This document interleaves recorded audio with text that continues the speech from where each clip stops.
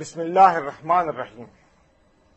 اہل بھٹکل کی web site bhatkalis.com اور urduaudio.com میں مولانا سید سلمان حسینی ندوی صاحب، استاد دارالعلوم ندوۃ العلماء لکھنؤ و بانی جامعۃ الامام سید احمد شہید ملیح آباد کے مسجد اخندزادہ لکھنؤ میں دیے گئے درس قرآن میں سے پیش خدمت ہے سورہ فیل اور قریش کا درس۔ أعوذ بالله من الشيطان الرجيم بسم الله الرحمن الرحيم ألم تر كيف فعل ربك بأصحاب الفيل ألم يجعل كيدهم في تضليل وأرسل عليهم طيرا أبابيل ترميهم بحجارة من سجيل فجعلهم كعصف مأكول بسم الله الرحمن الرحيم لإيلاف قريش إيلافهم رحلة الشتاء والصيف فليعبدوا رب هذا البيت الذي أطعمهم من جوع وآمنهم من خوف۔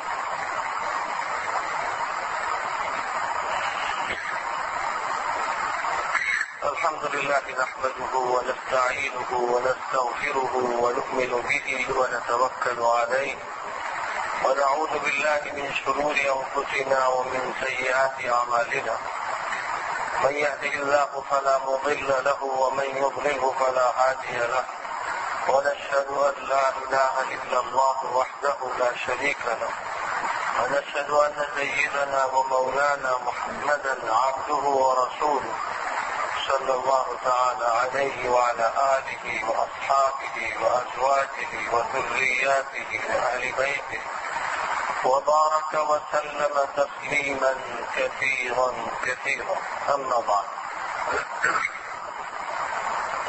محترم بزرگوں اور دینی اور ایمانی بھائیوں، ابھی آپ کے سامنے سورۃ الفیل اور سورۃ القریش کی آیات کریمہ کی تلاوت کی گئی۔ سورۃ الفیل اور سورۃ القریش دونوں مکی صورتیں، الفیل ہاتھی کو کہتے ہیں اور قریش قبیلہ قریش کو کہتے ہیں۔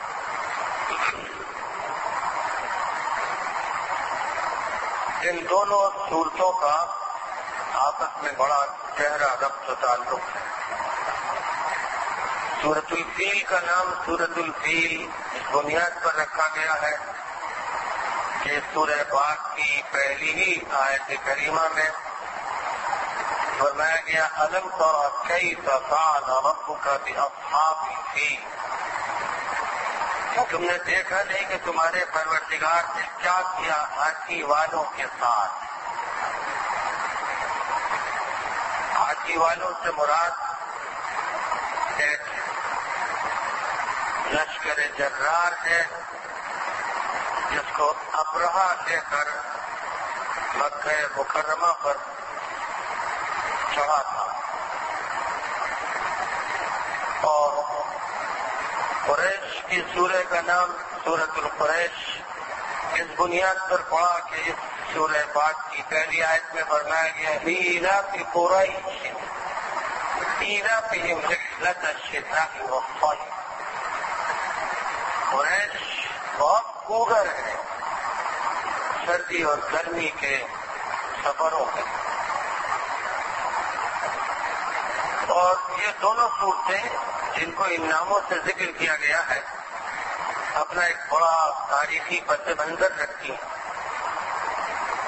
دونوں کے بارے میں اس پر تمام مفسرین کا اتفاق ہے کہ مکہ مکرمہ میں نازل ہوئی، اور مکہ مکرمہ کے بھی ابتدائی دور میں ان کا نزول ہوا ہوگا۔ ان دونوں صورتوں کے باہم ربط اور تعلق کے سلسلے میں بعض روایات میں یہ بھی ذکر کیا گیا ہے کہ حضرت ابی بن کعب رضی اللہ تعالی عنہ کا جو مصحف تھا اس میں یہ دونوں صورتیں ایک ساتھ لکھی ہوئی تھیں، بیچ میں بسم اللہ بھی نہیں تھا. یعنی ان کا نقطۂ نظر یہ تھا کہ یہ سورہ کی تکمیل کرتی، یعنی سورۃ القریش سورۃ الفیل کا ایک حصہ اور اسی کا تکملہ ہے.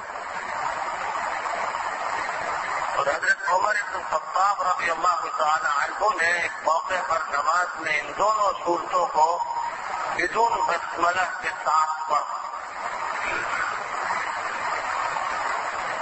اگرچہ عام طور پر صحابہ کرام اور پھر ماں بعد کے دور کے تابعین ائمہ اور علماء اس بات کے قائل ہیں کہ چونکہ حضرت عثمان رضی اللہ تعالی عنہ نے قرآن پاک کی تدوین کی نشر و اشاعت کا جو عمل فرمایا اور اس کے لیے ابو بکر صدیق رضی اللہ تعالی عنہ کی تدوین کردہ قرآن پاک کے ساتھ نسخے تیار کرائے، تو اس مصحف عثمانی میں سورۃ الفیل کو الگ لکھا گیا ہے اور سورۃ القریش کو الگ لکھا گیا ہے. دونوں کے بیچ میں بسم اللہ الرحمن الرحیم ہے، جو اس بات کی دلیل ہے کہ ایک سورہ ختم ہوئی دوسری سورہ شروع ہوئی. اور حضرت عثمان بن عفان رضی اللہ تعالیٰ عنہ نے تدوین صدیقی میں کوئی تبدیلی نہیں کی. اس کا مطلب یہ ہوا کہ ابو بکر صدیق رضی اللہ تعالیٰ عنہ نے اسی طرح مرتب کروایا تھا اور یہی حضور صلی اللہ علیہ وسلم کی ترتیب تھی.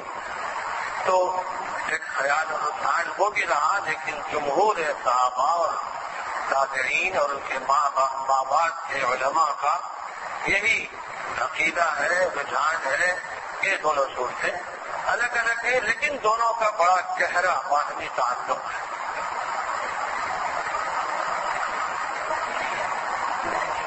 یہ دونوں صورتیں کس مضمون پر مشتمل ہیں، پہلے تو رواں ترجمے کی شکل سے ان کو سن لیں، پھر دونوں صورتوں کی تفسیر انشاءاللہ ذکر کی جائے گی.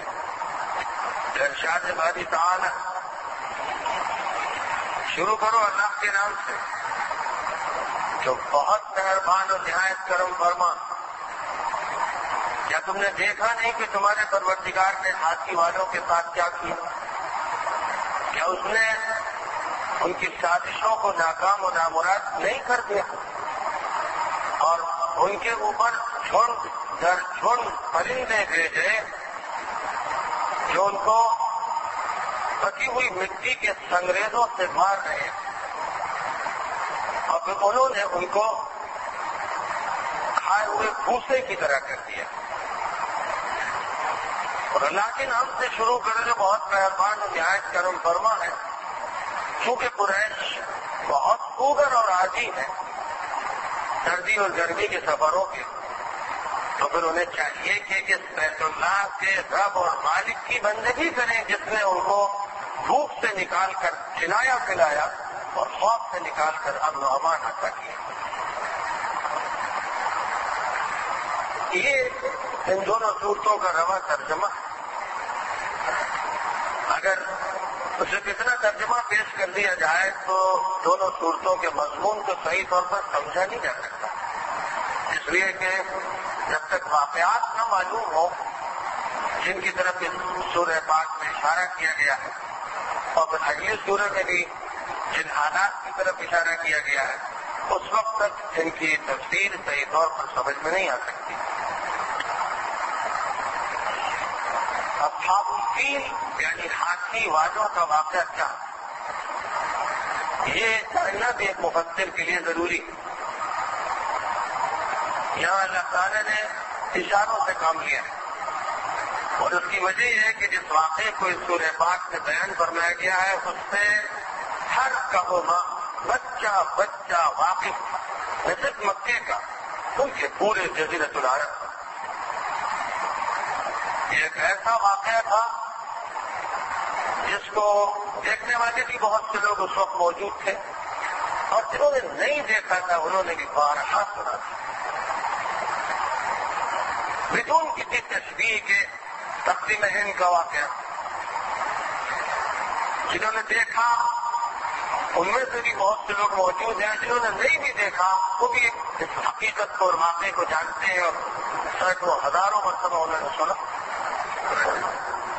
تو بہت تفصیلات درکار نہیں ہوتی، مخاطبین بات کو سمجھ رہے ہیں، اشارہ کافی، لیکن جو مخاطب بات کو نہیں جانتے ہیں ان کے سامنے بات کی تفصیلات پیش کی جانی چاہیے۔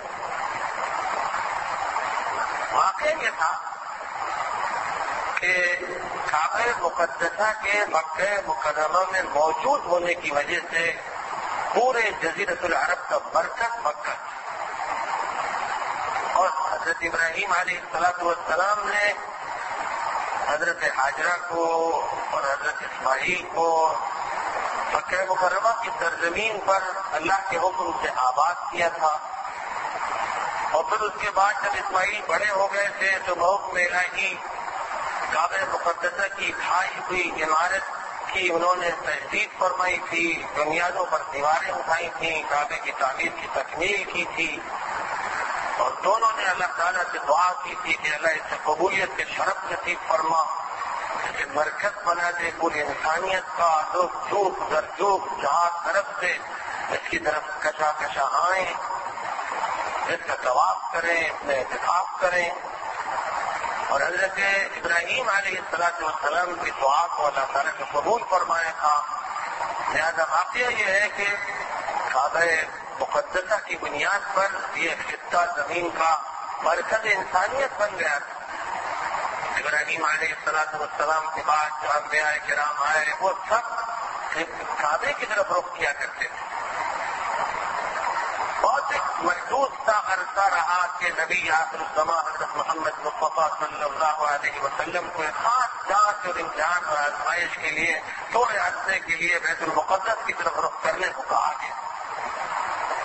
پھر اس کے بعد کعبہ ہی قبلہ بن گیا جو ہمیشہ سے قبلہ تھا، اور حضرت ابراہیم علیہ السلام سے پہلے بھی اس کے قبلے والی حیثیت رہی، کہ روح زمین کا جب بھی وجود ہوا ہے تو اس خطے کو اللہ نے منظور نظر فرمایا ہے، اور آدم علیہ السلام جب آسمان سے روح زمین پر تشریف لائے ہیں تو عرفات کو ان کو اتارا گیا، اور سب سے پہلا کام انہوں نے یہ کیا کہ اللہ کے لیے گھر تعمیر کیا، وہ یہی کام ہے مقدسہ۔ انسانیت کے آغاز سے کعبے کا آغاز ہوا، اور یہ کعبہ اس وقت تک رہے گا جب تک دنیا میں انسانیت رہے گی۔ تو کعبے کو مرکزیت حاصل تھی، اس مرکزیت کا نتیجہ یہ تھا کہ مکہ مکرمہ جزیرۃ العرب کا ہی نہیں دنیا کے بھی اہم خطوں اور ملکوں کا ایک معاشی مرکز بن گیا تھا، وہ ایک بڑی منڈی تھی، مختلف علاقوں سے لوگ آتے تھے کعبے کے تقدس کی بنیاد پر بھی، اور اس لیے بھی کہ سال میں ایک بہت بڑا میلہ حج کے نام سے لگتا تھا، جس میں تاجروں کی یہ سیزن کا موقع ہوتا تھا۔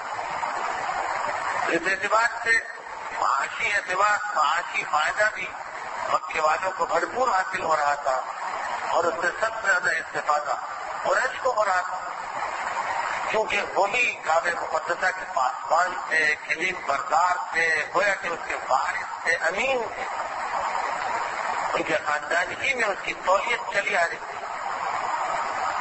اور حضرت ابراہیم علیہ السلام کی اولاد میں قصی کی شخصیت بڑی اہمیت کی حامل ہے، کہ جنہوں نے قریش کو منظم کیا اور انہیں مکہ مکرمہ میں اس طرح سے آباد کر دیا کہ مکے کی قیادت ہی نہیں بلکہ پورے جزیرۃ العرب کی قیادت اور باغدور کے ہاتھ میں آ گئی، اور کعبے کی تولیت کا ایک بہت مضبوط اور مکمل نظام بنایا۔ پھر ان کی اولاد سے عبد مناف اور عبد الدار کے درمیان ذمہ داریاں تقسیم رہی، اور عبد مناف کے بعد پھر ہاشم نمایاں ہو گئے جو حضور صلی اللہ علیہ وسلم کے پردادا۔ ان کے 3 بھائی اور تھے، اور ان سب بھائیوں نے مل کر یہ طے کیا کہ کہ دنیا کی بڑی بڑی منڈیوں سے ہمارا رابطہ ہونا چاہیے. لہٰذا ہاشم نے رومن امپائر سے رابطہ کیا اور نوفل نے پرشین امپائر سے رابطہ کیا اور عبد شمس نے حبشے کی سلطنت سے رابطہ کیا اور مطلب نے یمن کی سلطنت سے رابطہ کیا، جس کا نتیجہ یہ ہوا کہ رومن امپائر اور پرشین امپائر اور افریقہ کی مشرقی پٹی اور یمن ان سب کا مرکز مکہ بن گیا، یعنی بہت بڑی تجارتی منڈی بن گئی. ان سب باتوں کا یہ اثر مرتب ہونا شروع ہوا کہ رومیوں کی نگاہ میں یہ جگہ کھٹکنے لگی اور وہ یہ محسوس کرتے تھے کہ عربوں کی اس نقل و حرکت اور اس تجارت سے ہماری تجارت متاثر ہو رہی اور ٹھپ ہو جا رہی ہے اور یہ درمیان میں واسطہ بنے. ہمیں چاہیے کہ ہم اس علاقے پر قبضہ کریں. ادھر یمن میں نجران کے صوبے میں یہودیوں کی حکومت تھی اور ان کا حاکم ذو نواس بہت بڑا ظالم متعصب یہودی تھا. اس نے نجران کے عیسائیوں کے ساتھ بے انتہا مطالب کیے اور سورۃ البروج میں جو ذکر آیا ہے کہ کھڑے کھود کر اور لکڑیوں کے علاوہ جلا جلا کر عیسائیوں کو اس نے زندہ پھینکا. ایک دہشت بٹھا دی کہ جو عیسائی رہے گا تو اس کو اسی طرح آگ کے علاوہ میں پھینک دیا جائے گا. لوگ کہیں کتنے لوگ شہید ہوئے اور عیسائیوں کو توڑ کے رکھ دیا. کیونکہ یہ چھوٹی سی یہودی حکومت تھی اس نے عیسائیوں کے ساتھ یہ مظالم کیے اور رومن امپائر اس وقت عیسائی تھے اور حبشہ میں بھی عیسائی حکومت تھی اور حبشہ کا علاقہ قریبی میں پڑتا تھا. تو حبشہ کے حاکم نے یہ فیصلہ کیا کہ ہمیں اس کا انتقام دینا. اس انتقام کے لیے اس نے رومن امپائر سے مدد طلب کی. اس زمانے میں حبشہ کی حکومت کے پاس کوئی بحری بیڑا نہیں تھا لیکن رومن حکومت کا ایک بحری بیڑا تھا. اس بحری بیڑے سے رومن حکومت نے مدد فراہم کی اور ان کی مدد لیتے ہوئے حبشہ کے بادشاہ نے 70,000 افراد پر مشتمل فوج اریات چیف کمانڈر اور ابرہا ایک کمانڈر کی قیادت میں یمن میں اتار دی. ظاہر ہے کہ یہ ایک بہت بڑی فوج تھی اور اس کو پوری پیکنگ حاصل تھی رومن امپائر کی اور یمن کی طاقت اس کے پیچھے تھی. تو اس نے پھر اس یہودی حکومت کا قلعہ کما کر دیا اور یہودیوں کو سخت ترین سزا دی گئی ہے. ان سے بھرپور انتقام لیا گیا. نتیجہ یہ ہوا کہ 525 عیسوی میں یمن میں عیسائی حکومت پائی. چیف آف آرمی اسٹاف اریات تھا اور ابرہا اس کی فوج کا ایک کمانڈر تھا. ابرہا نے اریات کے خلاف بعد میں بغاوت کی تاکہ وہ خود یمن پر قابض ہو جائے. دونوں کے درمیان ٹکراؤ ہوا اور ابرہا کیونکہ فوج پر زیادہ گیٹ رکھتا تھا اس لیے اس نے اریات کو شکست دے دی اور اس کا دھڑا ٹوٹ کے رہ گیا. اب ابرہا کی حکومت ہو گئی. بعض روایات میں یہ بھی لکھا ہوا ہے کہ یہ دونوں کمانڈر جب یمن پر غالب آئے تو یمن کے جو چھوٹے چھوٹے سردار تھے ان کو قتل کرنا شروع کیا پھر کرے. اس میں سمیفک نامی یمن کے ایک سردار نے حبشہ کے بادشاہ سے درخواست کی کہ ہم آپ کو جزیہ دینے کے لیے تیار ہیں اور آپ کی ماتحتی کے لیے تیار ہیں. آپ ہمیں اس علاقے کی ذمہ داری دیجیے. یہاں کے عوام ہمارے ساتھ مل کے زیادہ کام کر سکتے. تو حبشہ کے بادشاہ نے اسے یہ حیثیت دے دی. لیکن ابرہا کی فوج اس کے لیے تیار نہیں ہوئی اور ابرہا کی فوج نے سمیفے کو مار دیا. اس کے خلاف بغاوت کر دی اور شاہ حبش نے اپنی ایک فوج اس کی حمایت کے لیے بھیجی تو ابرہا نے اس فوج کو بھی شکست دے دی. ادھر بادشاہ حبش کا انتقال ہو گیا. جو بعد میں سب کا وارث ہوا اس نے ابرہا کو تسلیم کر دیا. اس مقصد کی خاطر ابرہا نے یمن میں قدم جمائے تھے وہ مقصد محض یہ نہیں تھا کہ یہودیوں کی کمر توڑ دی جائے اور مذہبی انتقام لیا جائے، بلکہ اس کے ساتھ ساتھ سیاسی اور معاشی مفادات بھی پیش نظر، اور ان مفادات میں ایک اہم ترین مفاد یہ تھا کہ مکے کی مرکزیت کو ختم کر کے یمن کو مرکزیت دی جائے تاکہ یہ منڈی بن جائے۔ جیسے آج کی دنیا میں معاشی مفادات کی بنیاد پر بڑے بڑے تفاضم ہوتے ہیں اور بہانے بنا بنا کر ملکوں پہ قبضے کیے جاتے ہیں، تو بعض مورخین کا یہ احساس ہے کہ یہودی طاقت سے انتقام لینے کو ایک بہانہ بنایا گیا، اور مقصد یہ تھا کہ جزیرۃ العرب پر قبضہ کیا جائے، پھر عیسائیت کی ترویج کی جائے اور پھر دھیرے دھیرے مکے کو اپنے ہاتھ میں لیا جائے، ورنہ کم از کم ساری توجہ ڈائیورٹ کر دی جائے یمن کی طرف۔ اس مقصد کی خاطر ابرہہ نے یمن میں ایک بہت بڑا مندر یا کلیسا کعبے کے متوازی بنایا، کعبے کے مقابل ایک بہت بڑا کلیسا بنایا، جس کو عربی میں الکلیس کہتے ہیں اور یونانی میں ایکلیسیا کہتے ہیں، اردو میں کلیسا کہتے ہیں۔ جب یہ بہت بڑا معبد بنایا گیا اس مقصد کی خاطر کے بجائے اس کے کہ لوگ کعبے کی طرف جائیں، تو اب سوچئے کہ یہ کیسا شرانگیز عمل تھا، قریش کی تو آنکھوں میں خون اتر آیا اور نوجوان بھاگ گئے۔ کسی موقع پر ایک نوجوان اندر گھسا اور اس نے خلاصت کر دی۔ بعض روایتوں میں آتا ہے کہ قریش کے بعد نوجوانوں نے اس کلیسا کو آگ لگا دیا۔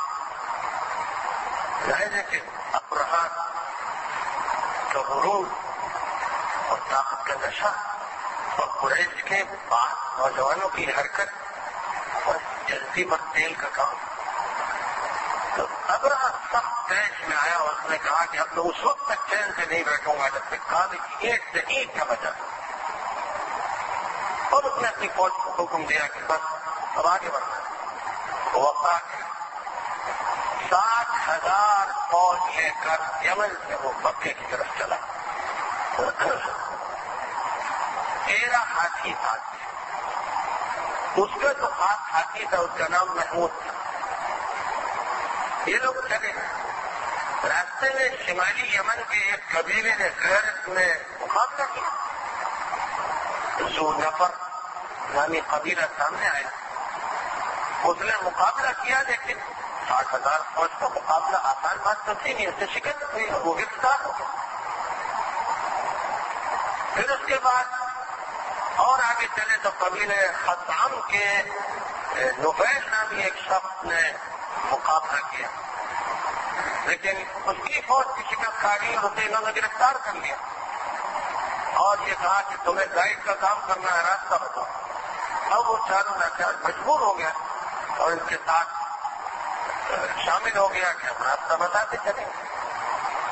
جب یہ فوج طائف کے قریب پہنچی تو قبیلے ثقیف کے لوگ پریشان ہو گئے کہ کہیں ہم پر یہ پہلے حملہ نہ کرتے۔ وہاں لات نامی دیوی کا بڑا مندر تھا، اللہ، تو انہیں یہ فکر ہوئی کہ یہ ہمارے مندر کو نہ توڑ دیں، لہٰذا انہوں نے فوراً ایک وقت بھیج کر ملاقات کی جس کا سربراہ مسعود ثقفی تھا، اور ابرہہ سے درخواست کی کہ آپ براہ کرم ہمارے مندر کو نہ توڑیں، اور یہ کعبہ نہیں ہے، کعبہ تو آگے ہے مکے میں، اور ہم آپ کو اپنا ایک آدمی دے دیتے ہیں ابو ریحان نامی، جو راستے میں آپ کی رہنمائی بھی کرتے ہیں۔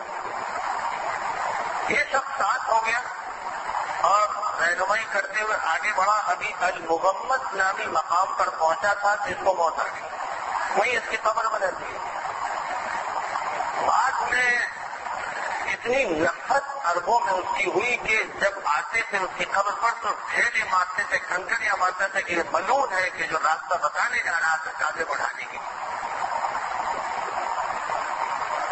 یہ فوج آگے بڑھتی گئی، پھر ایک مقام پر جو محصر کہلاتا ہے مزدلفہ اور مینا کے درمیان فوج نے پڑاؤ اختیار کیا اور ایک سفیر بھیجا گیا مکہ مکرمہ کے لوگوں کو بتا دیا جائے کہ ہم آپ سے جنگ کرنے نہیں آئے ہیں، ہمیں تو صرف کعبے کی عمارت ختم کرنی ہے، اس لیے آپ اپنا بچاؤ کریں، کوئی ملنا چاہتا ہے تو ملے۔ اس سفیر نے جب یہ بات کی تو حضرت عبد المطلب اس وقت قیادت کی بات ڈور ہاتھ میں رکھتے تھے، انہوں نے کہا کہ میں ملوں گا۔ واقعہ یہ پیش آیا تھا کہ محمد نامی مقام پر بہت سے مویشی جو میدانوں میں چل رہے تھے ان کو ان کی فوج اٹھانے گئی تھی۔ 200 اونٹ عبد المطلب کے تھے جن کو یہ اٹھا کے لے گئے تھے، بھگا دے گئے۔ تو عبد المطلب آئے ابرہہ کے پاس، ایک روایت ہے، اور ابرہہ کے پاس عبد المطلب کی جب آمد ہوئی تو ابرہہ ان کی شکل، ان کی وجاہت، ان کی اس نے جماعت اور تیل ڈھول سے اتنا متاثر ہوا کہ اپنے تخت سے اتر کر ان کے پاس آ گیا اور میں کیسے تشریف لوں۔ انہوں نے کہا کہ بھائی مجھے معلوم ہوا کہ میرے 200 اونٹ آپ کی فوج نے اٹھا لیے ہیں، میں تو ان کے سلسلے میں آیا ہوں کہ مجھے واپس کر دے گا۔ میں نے کہا کہ آپ آئے تو میری نگاہ میں آپ کی بڑی عزت تھی، لیکن آپ نے تو بڑی گھٹیا بات کی۔ میں تو سمجھ رہا تھا کہ آپ کعبے سے متعلق بات کریں گے اور آپ اونٹ کی فکر کہا کہ جی کعبے کا تو جو رب ہے وہ اس کی حفاظت کرے گا، میں تو بھائی اونٹوں کا مالک ہوں۔ ایک روایت تھی، لیکن حضرت عبداللہ بن عباس رضی اللہ تعالیٰ عنہما کا یہ کہنا ہے کہ واقعہ یہ نہیں تھا۔ واقعہ یہ تھا کہ جب عبد المطلب کو یہ معلوم ہوا کہ اس بدترین مقصد کے لیے شخص آ رہا ہے تو انہوں نے اپنی سی کوشش کی کہ خود وقت لے کر گئے اور یہ کہا کہ آپ کیسے یہاں آئے، کیا مقصد ہے؟ اگر آپ کوئی چیز چاہتے ہیں، ہم سے پیسہ چاہتے ہیں، جزیہ چاہتے ہیں تو ہم دینے کو تیار ہیں، لیکن آپ کو اس ارادے سے باز آنا چاہیے۔ اور جب اس نے یہ کہا کہ میں تو کعبے کو ڈھانے آیا ہوں، تو عبد المطلب نے کہا کہ کعبے کا جو رب ہے وہ اس کی حفاظت کرے گا۔ تو غرور سے بولا دیکھ لیتے ہیں کہ تمہارا رب حفاظت کر لیتا ہے۔ میرا عبد المطلب مایوس ہو کر مکہ مکرمہ چلے گئے اور انہوں نے لوگوں سے کہا کہ ہم لوگوں میں یہ طاقت تو ہے نہیں کہ ہم 60,000 فوج کا مقابلہ کریں، اس لیے کہ وہاں زیادہ بڑی فوج نہیں تھی۔ جس وقت حضور صلی اللہ علیہ وسلم سے جنگ خندق ہوئی اور سارا عرب گویا کہ دل پہنچا تھا، اس وقت بھی مشکل سے 10,000 افراد تھے اور ان 10,000 میں سے 4,000 کی فوج سے پکے سے آئی، تو ان کے پاس مشکل سے 3-4,000 کی فوج ہوگی اور وہ بھی بہت منظم نہیں، تو 60,000 کی فوج کے مقابلے کے بارے میں وہ سوچ نہیں سکتے تھے۔ لہٰذا عبد المطلب اپنے احباب کو لے کر کعبہ مقدسہ کے دروازے پر آئے، کنڈا پکڑا اور رو رو کے اللہ سے دعا کی، اللہ تو ہی بد حمایت فرما، تو ہی حفاظت فرما، ہم لوگ تو بے بس سے کیا کر سکتے ہیں۔ ان دعاؤں کے بعد انہوں نے کہا کہ لوگوں آپ اپنے گھروں سے نکل کر پہاڑیوں پر پہنچ جائیں تاکہ قتل عام نہ ہو۔ تو لوگ بستیوں سے نکل گئے اور ادھر ادھر کدھر کدھر ہو گئے کہ اب اللہ کرے گا جو کچھ کرے گا، ہم تو بے بس۔ اب ابرہہ نے جو فوج کو آگے بڑھنے کا حکم دیا تو سب سے پہلے اپنے ہاتھی کو چلانا چاہا، بڑے بڑے صبر مارے گئے، آکسوں سے کچوکے دیے گئے کہ ہاتھی بڑھے، لیکن مکے کی طرف ہاتھی بڑھتا ہی نہیں تھا، اور جب طائف کی طرف یا کسی اور رخ کی طرف ہاتھی کو کیا جاتا تو واپس لگتا تھا۔ عجیب بات ہے کہ اللہ نے احساس اس کے اندر پیدا کر دیا، لیکن وہ تو مصر تھا اور اپنے غرور میں بالکل مدروس تھا، تو وہ آگے بڑھنے پر تلا ہوا تھا اور فوج کو آڈر دے رہا تھا۔ بس چند لمحات تھے کہ آسمان پر پرندوں کے جھنڈ چھا گئے اور کنکریوں کی بارش ایسی جیسے کہ پانی کی بارش ہونے لگی۔ حضرت عبداللہ بن عباس رضی اللہ تعالیٰ عنہما کا کہنا یہ ہے کہ جن لوگوں نے دیکھا ان کا میں بیان ہے، جن میں ایک نوفل بھی تھے اور خود وہ بھی تھے جو قبیلہ ختم سے پکڑ کے لائے گئے تھے، ان کا کہنا ہے کہ میں نے دیکھا تھا کہ عجیب طرح کے پرندے تھے، ایسے پرندے کبھی نہیں دیکھے گئے فضا میں۔ ان کی چوچیں بھی عجیب تھی اور پنجے بھی عجیب تھے، اور پنجے ان کے کتوں کے پنجوں کی طرح تھے اور چوچیں کچھ الگ نوعیت کی تھی، اور مٹن کی دانوں کے برابر ایک کنکری چوٹ میں اور 2 کنکریاں پنجوں میں. ہر فرشتے کے پاس 3 کنکریاں ہیں. جس انداز سے چھوٹ کے چھوٹ وہ فرشتے تھے، وہ کیا تھے، کی فوج تھی. اور انہوں نے جب بارش کی تو جس کے بدن پر کنکری گرتی تھی جسم سوکھا تھا، کھجلی ہوتی تھی. جب وہ کھجلاتا تھا تو گوشت پورا آ جاتا تھا، ہڈی نکل آتی. جسم ایسا پگھل گیا جیسے تیزاب سے پگھل جائے. گوشت کا کٹ نکل رہا تھا، پیپ نکل رہا تھا، پانی رہ رہا تھا. چھکڑ مچی اور وہ چیخنے لگے، نفیل راستہ بتاؤ. نفیل نے کہا کہ راستہ اب کیا بتایا جائے، تو خدا انتقام لے رہا ہے. تم نے مجھے مجبور کیا تھا لیکن اب خدا انتقام دے رہا. یہ لگتا اب رہا، اب دیکھے گا اپنے انجام. لوگ تھک رہے تھے، گر رہے تھے، ادھر لاش میدان لاش سے پٹا ہوا. اور بھاگ کے ابرہا تو قبیلہ ختم میں پہنچ کے مرا. اور کتنے لوگ راستے میں گرتے گئے، مرتے گئے، جسم سوتے گئے. وہ کیا زہر تھا، وہ کون کی تیزاب تھی، وہ کیا مادہ تھا. معجزانہ قدرت اللہ کی ظاہر ہوئی کہ جسم میں لگا نہیں. کہ جسم پھٹنا شروع ہوا، گلنا شروع ہوا، کھجلی جب کھجلایا تو گوشت پورا آ گیا. یہ کیفیت ایسی ہوئی کہ جسم کے ریشے جدا ہو گئے. اور جو بتائی کاف سے معقول جیسے کھایا ہوا پھوسا. خدا نے انسانوں کی لاشوں کو پھوسے کی مانند کر دیا، جیسا قیمہ بنا دیا گیا ہو گوشت.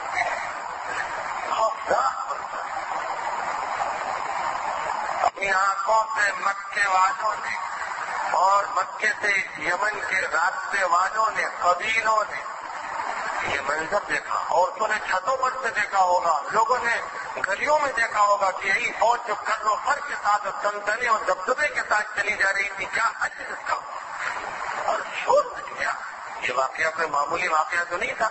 اس کا شور رومن امپائر میں بچا ہوگا، حبشہ میں بچا ہوگا، کہاں ہوگا. لوگوں نے اس کو دبا دیا، چھپا دیا. یمن کی حکومت کے پرستے ہو گئے اور زوال آ گیا. اس کے بعد تو پھر ایران کی حکومت یمن میں قائم ہو گئی. حضور صلی اللہ علیہ وسلم کی نبوت کا جو دور رہا ہے اس میں پھر رومن امپائر کی ماتحت حکومت یمن میں نہیں تھی. اس زمانے میں تو پرشین امپائر کی حکومت ہو گئی تھی. تو یہ وہ واقعہ ہے جو مزدلفہ اور مینا کے بیچ میں ایک وادی ہے، محصر اسی کے پاس محصر ہے، وہاں پیش آیا تھا. لہٰذا حضور صلی اللہ علیہ وسلم جب سندس میں حج کے لیے تشریف لے گئے تو آپ نے فرمایا تھا لوگوں مزدلفہ پوری زمین قیام کے لیے ہے، لیکن محصر کی وادی سے بچنا وہ عذاب کی جگہ ہے، وہاں قیام کوئی نہ کرے. اور خود آپ نے جب اپنی اونٹنی کو بڑھایا تو جب وہ علاقہ آیا تو تیزی سے آگے بڑھے کہ یہاں رکنا، یہاں ٹھہرنا نہیں مناسب. وہ ہاتھ لگا جو معلوم ہے اور بورڈ بھی لگے ہوئے ان سے معلوم ہو جاتا ہے کہ یہ ہے وہ وادی محصر کے جہاں یہ واقعہ پوچھا ہے.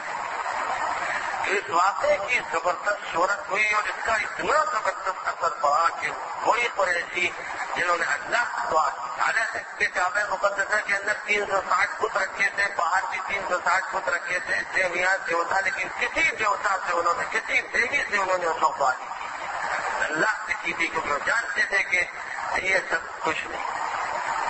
اور حضور اکرم صلی اللہ علیہ وسلم سے ایک روایت حضرت زبیر بن العوام رضی اللہ تعالیٰ عنہ کی ہے کہ اس واقعے کا اتنا زبردست اثر پڑا کہ 7 سال 10 سال تک مکے والوں نے کسی بت کی پوجا نہیں کی، بس اللہ کی پوجا کرتے رہے. دھیرے دھیرے بگاڑ ہوتا ہے، بڑے بڑے واقعات ہوتے ہیں اور جہاں کوئی ہنگامی صورتحال ہوتی ہے لوگ مسجدوں کی طرف لپکتے ہیں، دعا میں جی لگنے لگتا ہے، پھر نارمل حالات ہو جاتے ہیں، مسجدیں خالی ہو جاتی ہیں. آج نہیں ہو رہا ہے انسان کی کمزوری جو ایک اثر زبردست پڑا جس کی بنیاد پر ایک لمبے وقت تک اللہ سے وہ جڑے رہے اور ان کے اشعار سے بھی توحید کا ذکر ہوتا رہا. اس واقعے کو جو جانا بوجھا تھا بچے بچے کی زبان پر تھا کہ اللہ کی قدرت کیسی ظاہر ہوئی، ابرہہ کے لشکر کو بھوسا بنا دیا گیا، جس کا ذکر چونکہ تھا، اور یہ واقعہ پیش آیا حضور صلی اللہ علیہ وسلم کی پیدائش سے 50 دن پہلے۔ اسی سال سن 570 یا 71 تھا، مہینہ ہمارے اعتبار سے محرم کا، محرم میں یہ واقعہ پیش ہے، حج ہو چکا کے بعد یہ واقعہ، اور حضور صلی اللہ علیہ وسلم کی پیدائش 12 ربیع الاول کو ہوئی، تو اس اعتبار سے 2 ربیع الاول کو دونوں روایتیں ہیں، تو آپ کی پیدائش اور اس واقعے کے درمیان 50 دن کا فاصلہ ہے۔ تو حضور صلی اللہ علیہ وسلم کو 40 سال میں جب نبوت میں، تو بہت سے لوگ تھے جو اس واقعے کو دیکھے ہوئے، خاص طور پر جو بچے تھے اس زمانے میں، یہ جوان تھے، وہ اب مثلاً کوئی 50 سال کا تھا، کوئی 60 سال کا تھا، وہ سب جانتے تھے واقعہ تازہ، تو اسی واقعے کو اس وقت یاد دلایا جا رہا ہے۔ اے لوگوں، بھول گئے کیا تم اس واقعے کو؟ کیا ہوا تھا ہاتھی والوں کے ساتھ؟ تمہارے رب نے کیا کیا تھا ہاتھی والوں کے ساتھ؟ ان کی سازش کو، ان کے مکر کو اور ان کی نامراد کوشش کو خدا نے ناکام نہیں کر دیا؟ پرندوں کے جھنڈ کے جھنڈ بھیجے نہیں ان کے اوپر، جو سنگریزوں سے انہیں مار رہے، پھر انہیں بھوسا نہیں بنا دیا؟ یاد نہیں تم کو یہ بات اب نبی پاک علیہ الصلوۃ والسلام کی زبان سے کہلوائی جا رہی ہے تاکہ آپ حجت قائم کر دیں کہ آج تم پھر بتوں میں بچے، پھر پوجا پاٹ دیویوں اور دیوتاؤں کی شروع کر دی، حالانکہ تمہیں وہ ماضی بلانا نہیں چاہیے۔ کتنی مدت ہوگی؟ 40 سال ہی تو ہوئے، 40 سال ہوئے، 40 سال کوئی لمبی مدت نہیں ہوتی، لیکن تم نے اپنے ماضی کو فراموش کر دی۔ یہ ایسے ہی ہے بدون تشبیہ کے، جیسے ہم لوگ کہیں کہ مسلمانوں کیا ہو گیا تم کو؟ کتنی مدت گزری؟ ایک وقت تھا کہ تم اس ملک کے حاکم تھے، آج تم غلام بنے ہوئے۔ جس طرح یہ بات کہی جائے، یاد دلایا جائے کہ 1857 سے پہلے دلی میں تمہارا جھنڈا لال قلعے پہ لہرا رہا اور انگریزوں کا جھنڈا لہرایا، ملک تقسیم کیا گیا، اور اس کے بعد جو تمہارے ماتحت تھے وہ تمہارے آقا بن گئے۔ آج 55 سال کی مدت میں تم بھول گئے کہ تم کیا تھے؟ بس ایسے ہی ان کا حال تھا کہ حضور گویا قرآن کی زبان میں فرما رہے، بھول گئے تم ہاتھی والوں کے واقعے کو، تو خدا تعالیٰ نے اس شخص کے غرور کا سر نیچا کیا۔ آج تم پھر غرور میں مبتلا ہو گئے، تم میری بات نہیں مانتے، میں اللہ کا فرستادہ ہوں، اللہ کا رسول ہوں، اللہ کی سنا رہا ہوں، تو اللہ کی طرف رجوع کرو۔ ساتھ کے ساتھ آگے پھر یہ فرمایا گیا ہے، قریشیوں، اگر سوچو ابرہہ کو فتح حاصل ہو جاتی ہے تو تمہارا کوئی بچہ بھی زندہ رہتا؟ ابرہہ کی اگر فتح ہوتی اور وہ کعبے کو ڈھا دیتا تو مکے میں کیا ہوتا؟ ظاہری اعتبار سے مکہ سنسان ہو جاتا، اور یمن کی اس مندر میں چہل پہل ہوتی، وہیں میلے لگتے، پھر قریش کو کون پوچھتا؟ یاد دلایا جا رہا ہے کہ قریشیوں، یہ جو راستے تمہارے سفر کے ہموار ہو گئے ہیں کہ تم رومن امپائر بھی جاتے ہو، پرشین امپائر بھی جاتے ہو، اور تمہارے سفارتی تعلقات سب سے قائم ہیں، یمن کی تجارت ہو یا ہندوستان کی تجارت ہو یا افریقہ کی مشرقی پٹی کی تجارت ہو، فلسطین شام کی تجارت ہو، ہر جگہ تمہارا ایکسپورٹ امپورٹ کا کاروبار چل رہا ہے۔ کس بنیاد سے چل رہا ہے؟ اس لیے چل رہا ہے کہ لوگوں کے دلوں میں تمہاری بھاگ ہے، اس بنیاد پر کہ تم حرم کے پاس بات، تمہاری نسبت مکے سے اور کعبے سے اگر یہ نسبت نہ ہوتی تو تم آدھی کوڑی کے نہ ہوتے۔ اس نسبت کی وجہ سے عزت ملی ہوئی، اور واقعہ یہ تھا کہ چونکہ کعبے کی عظمت تو گٹی میں پڑی ہی تھی اربوں کے، اور اس واقعے نے تو دھاک بٹھا دی۔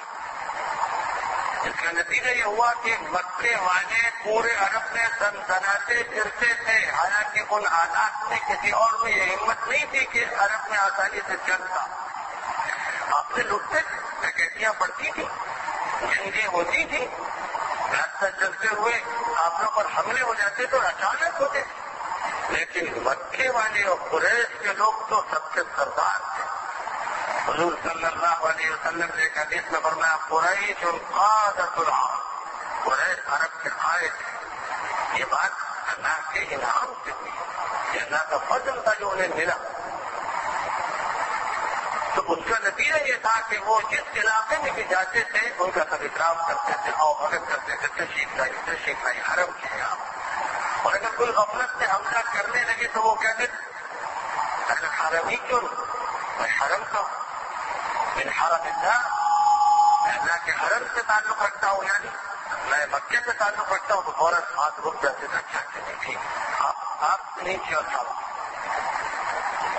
تو یہ جو مجھے مقام حاصل تھا، تحفظ حاصل تھا، امن حاصل تھا، اس کی بنیاد پر اس کی تجارت فروغ پا رہی اور بہت آرام سے وہ سفر کرتے تھے۔ ایک سفر اس کا گرمی کے زمانے میں شام اور فلسطین کا ہوتا تھا کیونکہ وہ ٹھنڈے علاقے تھا، اور جب سردی کا زمانہ آتا تھا تو یمن کے جنوبی علاقے میں آتے تھے جہاں گرم علاقہ، تاکہ سردی اور گرمی میں ان کو لطف بھی حاصل ہو اور مکہ مکرمہ کا جو موسم ہے اس موسم سے وہ دور رہ کر اپنی تجارت بھی کرے۔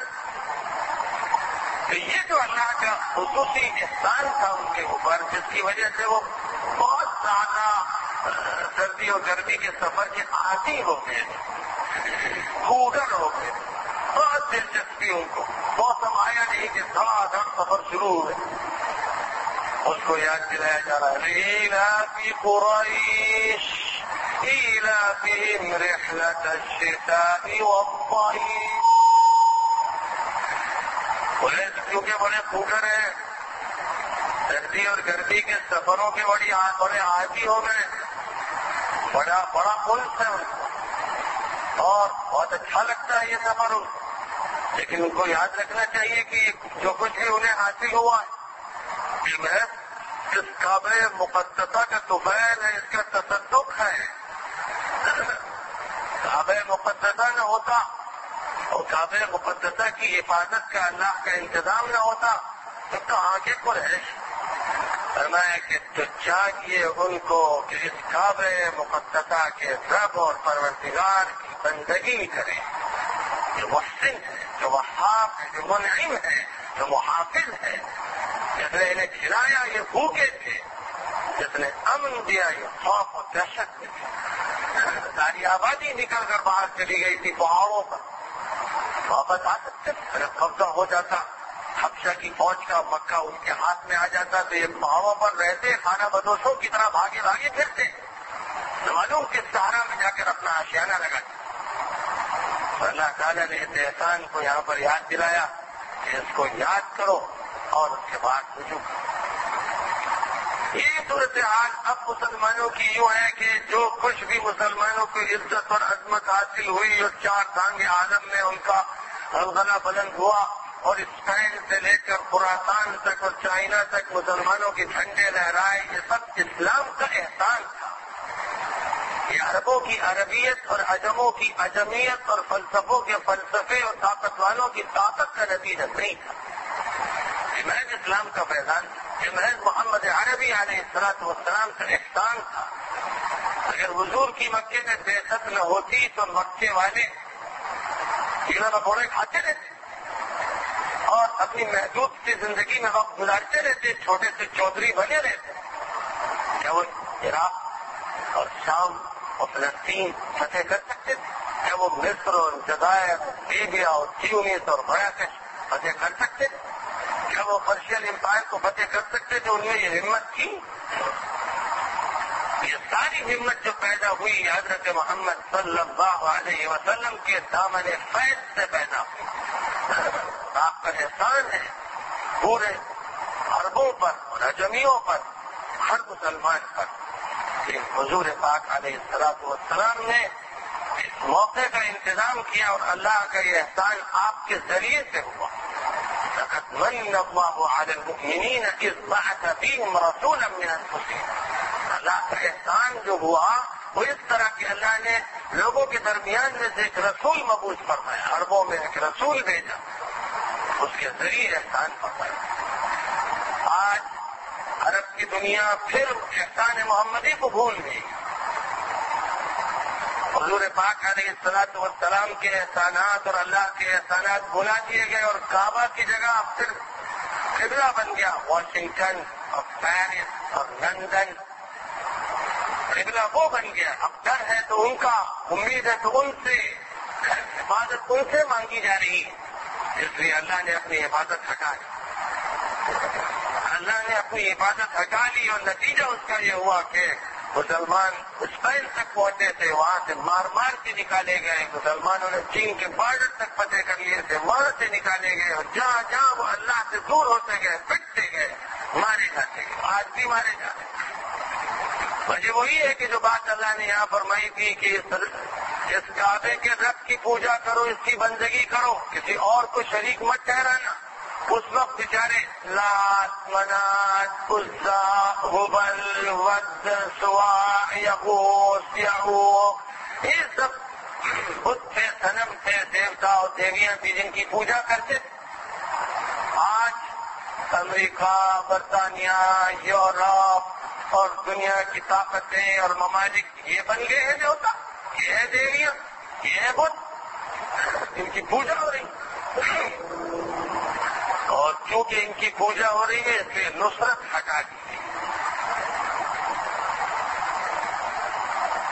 جب رجوع کریں گے اللہ کی طرف اور نبی پاک علیہ السلام کی طرف تو اللہ کی نصرت پھر ویسے ہی واپس آئے گی. خدا تعالیٰ اسباب کا محتاج نہیں ہے. حکم ہے کہ اسباب اختیار کرو کیونکہ تم قابل اور مکلف ہو اس دنیا کو برتنے کے. لیکن اللہ جب نصرت سے آتا ہے تو عبد المطلب نے جب یہ عرض کر دیا کہ اللہ اب ہمارے بس میں نہیں ہے، ہمارے پاس یہ طاقت نہیں ہے کہ ہم عبادت کر سکیں، اے مالک تو عبادت فرما. تو اللہ تعالیٰ نے عبادت پھر فرمائی، دعا قبول کی اور ایسی زبردست عبادت کی کہ دنیا دیکھتی رہ گئی، لوگ دنگ رہ گئے. آنکھوں سے منظر دیکھ رہے ہیں پہاڑوں کی چوٹیوں پر سے کہ پرندے کنکریاں گرا رہے ہیں اور جب کنکریاں گر رہی ہیں تو چیچک کا سا مرض پھیل رہا ہے اور وہ اتنا خوفناک کہ جسم خود کو چلا جا رہا ہے. آنکھوں کو یہ منظر دکھا دیا ہے. جیسے بنی اسرائیل کو یہ منظر دکھایا کہ بین احمر کی آبنائیں سے انہیں پار کیا معجزانہ طریقے پر. ابھی وہ اس ساحل پر پہنچے تھے کہ اپنی آنکھوں سے فرعون کو اپنے لشکر سمیت ٹوٹتے پٹتے اور دکھیاں مارتے دیکھا. یہ آنکھوں سے دیکھ رہے ہیں کہ یہی وہ مغرور بادشاہ تھا جو ہمیں ڈراتا تھا، ہمارے بچوں کو مارتا تھا، اب یہ تھپیڑوں میں ہے اور ڈوب رہا ہے. اللہ نے دکھایا اور اس واقعے کو اللہ نے بطور احسان کے وہاں بھی ذکر فرمایا کہ اسرائیلیوں تمہیں ہوش میں آنا چاہیے، عبرت حاصل کرنی چاہیے کہ خدا نے کتنے احسانات فرمائے. اس ظالم کے چنگل سے نکالا، پھر اسے ڈبو دیا، پھر بھی تم اللہ کے نہیں بنتے. تو بس یہ ہے اصل میں ان دونوں صورتوں کا سبق. اور اس وقت دائرے کی متعلق قریش سے، اہل مکہ سے، جن کے درمیان نبی پاک علیہ السلام ثابت دین کا کام کر رہے تھے، جن کے درمیان توحید کی پکار لگا رہے تھے، جن کو شرک سے نکالنا چاہتے تھے، اللہ کی یاد جن کو دلا رہے تھے، اس وقت یہ صورتیں انہیں مخاطب کر رہی تھی. آج یہ صورتیں پوری دنیا عرب و عجم کو مخاطب کر رہی ہیں. کہ اللہ کی نصرت چاہتے ہو تو خدا نے جیسے ابراہ کے لشکر کو تباہ کیا، خدا امریکہ اور اسرائیل کے لشکر کو بھی تباہ کرے گا اگر تم اللہ کی نصرت پر یقین رکھ کر اور اللہ کے دین کا دامن تھام لو گے. تو پھر اللہ کی نصرتیں پھر نظر آئیں گی. وَلِلَّهِ جُنُودُ السَّمَاوَاتِ وَالْأَرْضِ، اللہ کے لشکر آسمانوں کے بھی ہیں اور زمین کے بھی ہیں. کس لشکر سے مدد فرما دے وہ تو بس اللہ ہی جانتا ہے. لیکن طریقہ یہ کہ تم اللہ کے ہو رہو. بس کہ ہم میں سے ہر ایک کو ان صورتوں کو اس نقطۂ نظر سے پڑھنا چاہیے اور اللہ کے حضور توبہ اور اللہ سے رجوع اور اللہ سے تعلق کو بڑھانا چاہیے تاکہ خدا کی نصرت غیبی حاصل. وآخر دعوانا ان الحمد للہ رب العالمین. اللهم صل على محمد وعلى آل محمد كما صليت على إبراهيم وعلى آل إبراهيم إنك حميد مجيد. اللهم بارك على محمد وعلى آل محمد كما باركت على إبراهيم وعلى آل إبراهيم إنك حميد مجيد. ربنا آتنا في الدنيا حسنة وفي الآخرة حسنة وقنا عذاب النار. اے اللہ محض اپنے فضل و کرم سے پوری امت مسلمہ کو اپنی طرف رجوع کرنے کی توفیق عطا فرما. اللہ ہم سب کو مکمل توبہ کی توفیق نصیب فرما. اللہ پوری ملت کو اپنی ذات کی طرف، اپنی صفات کی طرف، اپنی ذات پر ایمان کی طرف اللہ پلٹنے کی توفیق عطا فرما. اللہ اس امت مرحومہ پر رحم فرما دے، اس پر کرم فرما دے، اس کی حفاظت فرما دے، اس کی مقدسات کی حفاظت فرما. اے اللہ بیت المقدس کی حفاظت فرما، مسجد اقصی کی حفاظت فرما. اے اللہ ملت اسلامیہ کے تمام اداروں کی حفاظت فرما. اے اللہ کعبہ مقدسہ اور اس کے ارد گرد کی اور پورے جزیرۃ العرب کی حفاظہ فرما. اے اللہ روضہ نبوی اور مسجد نبوی کی حفاظت فرما. اے اللہ محض اپنے فضل و کرم سے لبنان کی سرزمین کو عراق اسرائیل کا قبرستان بنا دے. اے اللہ لبنان کی سرزمین کو اسرائیل کا قبرستان بنا دے اور عراق کی سرزمین کو امریکہ کا قبرستان بنا دے. اے اللہ تو مظلوموں کی مدد فرما، ان کی سن لے جو فی الحقیقت مظلوم ہے. اے اللہ ان کی سن لے اور ان کی لاج رکھ لے، ان کی نصرت فرما کر دوسروں کو بھی شامل فرما دے. اے اللہ جو فی الحقیقت مظلوم ہے، موحد ہے، مومن ہے، مسلم ہے، جو تیری عبادت کرتے ہیں اور تیرے سامنے سر و سجود ہوتے ہیں، اے اللہ ان کی نصرت و مدد فرما کر پوری ملت پر رحم فرما دے. اے اللہ پوری ملت کو عزت نصیب فرما، شوکت نصیب فرما، نصرت نصیب فرما، تائید و توفیق نصیب فرما. اے اللہ عذاب اپنا عذاب ان پر سے اٹھا لے. اے اللہ سختی کا کوڑا ہٹا لے. اے اللہ ان پر رحم فرما دے. اے اللہ ہم سب کے سب تیری رحمت کے محتاج، تیرے کرم کے، تیرے فضل کے محتاج. ہمارے پاس کچھ بھی نہیں، ہم سب بے بس ہیں، بے طاقت. لیکن اے اللہ تیری طاقت کو کوہنگی نہیں لگی، بوسیدگی لاحق نہیں ہوئی. اے اللہ تیری صفات، تیری ذات سب کی سب ویسے ہی ہے جیسے ہمیشہ تھی. اے اللہ تو ازلی ہے اور تو ابدی ہے. تیری طاقت و قوت پر ہمارا ایمان ہے. اے اللہ اپنی قوت و طاقت کا اظہار فرما دے. اہل ایمان کی نصرت فرما، اہل شرک کو، اہل کفر کو، اہل الحاد کو، اہل زندقہ کو اے اللہ بلیا میٹ فرما دے. ان کی طاقت توڑ دے، ان کو نیست و نابود فرما دے. اے اللہ جو ہم میں سے گزر چکے ان کی مغفرت فرما. اے اللہ جو موجود ہے ان کو دین پر استقامت عطا فرما. اے اللہ جو ہم میں بیمار ہے ان کو شفا کامل و عاجل نصیب فرما. ہر پریشان حائل کی پریشانی دور فرما. اے اللہ جو ظلمن جیلوں میں ٹھوس دیے گئے محفوظ ہیں ان کو باعزت رہائی عطا فرما. اے اللہ جن لوگوں نے ان پر ظلم کیا ہے ان کے ہاتھ چھل کر دے، ان کی کمر توڑ دے. اے اللہ ان پر فالج گرا دے، ہمیشہ کے لیے ان کو قوت سے محروم فرما دے.